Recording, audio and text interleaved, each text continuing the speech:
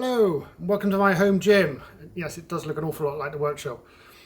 So back in April of this year, I set myself the challenge to eventually be able to lift my own body weight over my head.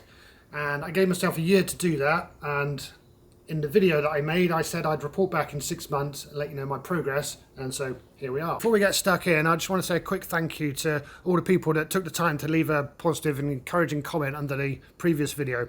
It was very gratifying to see how many people would G me along as I took on this endeavour.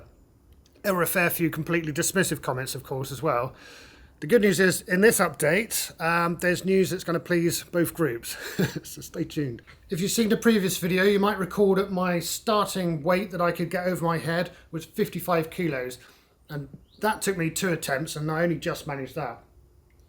Now I weigh 90 something, so we're looking at pretty much doubling my strength over the course of a year. Before we get stuck into the details of my progress, I need to give a huge thank you to one of my patrons who's been a big help in making any of this progress possible, and that's to a chap called Dan.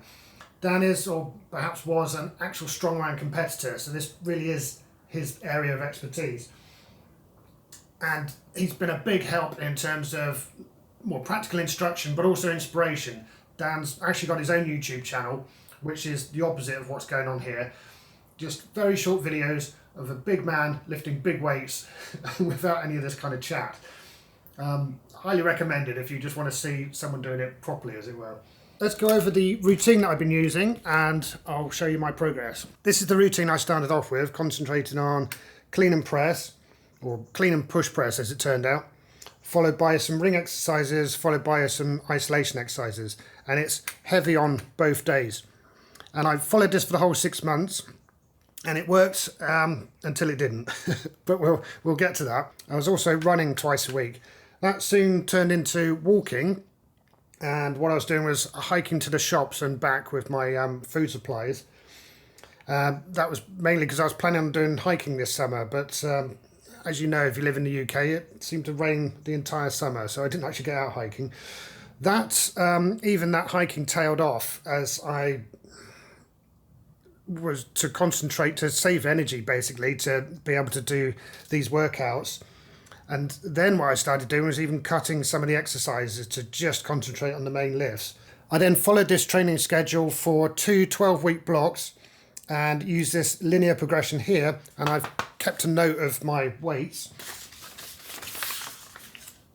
Here's the chart for the first block of 12 weeks, and I'm following this progression here.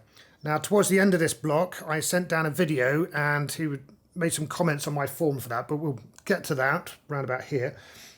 So week 2 was the real starting point at 50 kilos for 5 reps.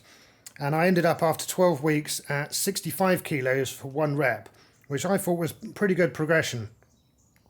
What I'm showing you now is a video of week 11 of a top lift of 62.5 kilos. Dan's comments on my form in this lift were that he really wanted me to tighten up a lot, to brace more and to dip less when I do the push press. So the gist of Dan's advice was to brace. Once I had the weight up here, was to brace my abs, my glutes and my quads, and then just dip down very slightly and boom, straight up. Pretty happy with that first 12 weeks. That was a decent increase in strength. Nice consistent training.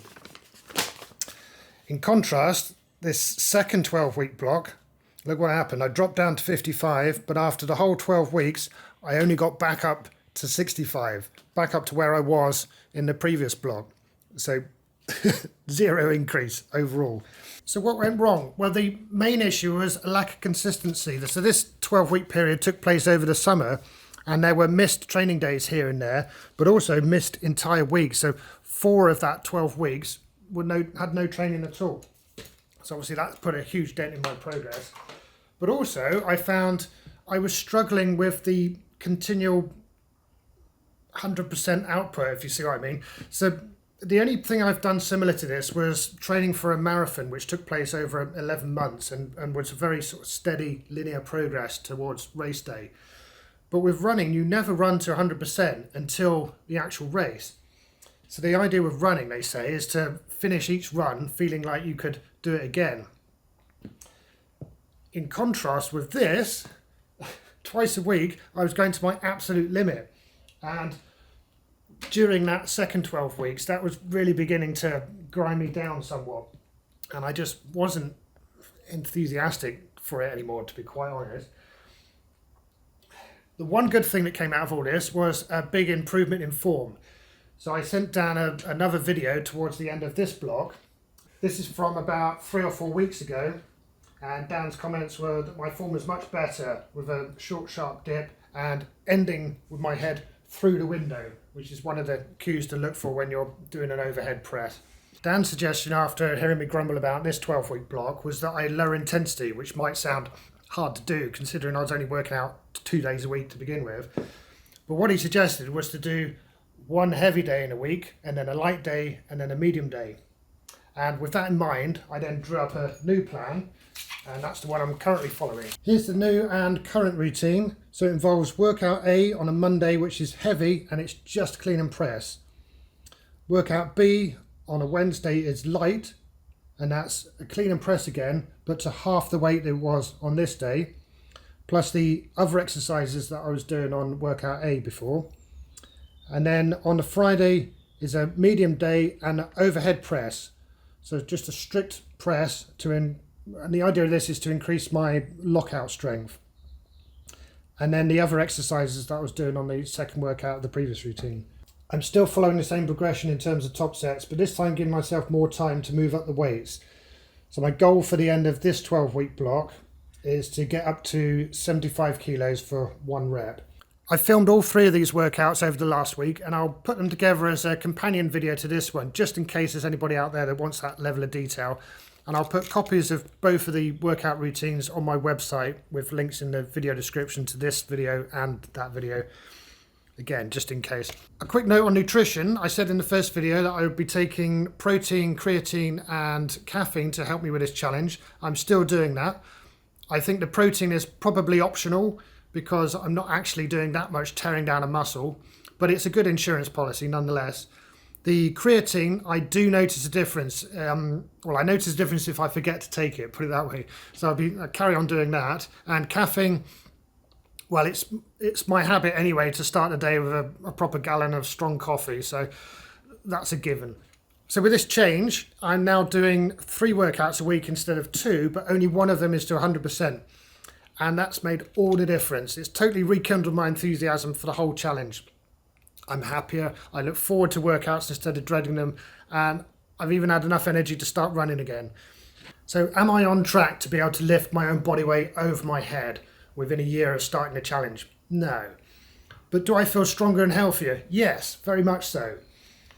When I began the challenge, it felt great to be working out again. It felt good to be taking charge of an area of my life, to be taking care of myself, and of course to be getting stronger.